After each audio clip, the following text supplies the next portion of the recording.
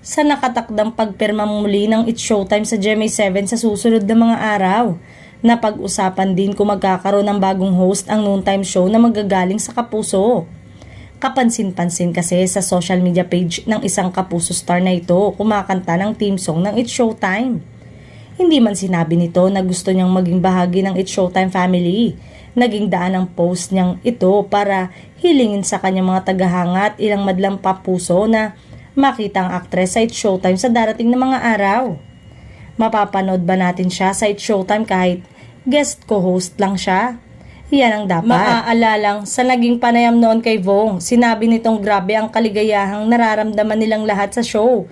Talagang feeling grateful and thankful.